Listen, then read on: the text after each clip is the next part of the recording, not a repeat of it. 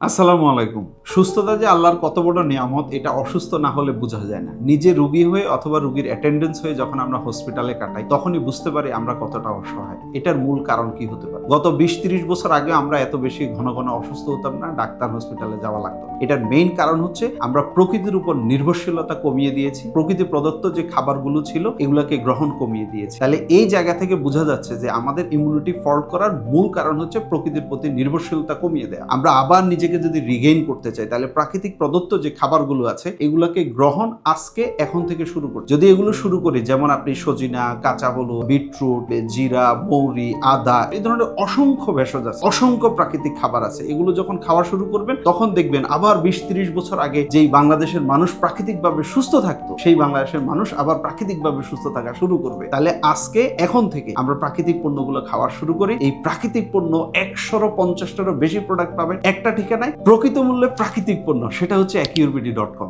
আস্থা রাখুন, সংগ্রহ করুন প্রাকৃতিক পণ্য acurbd.com।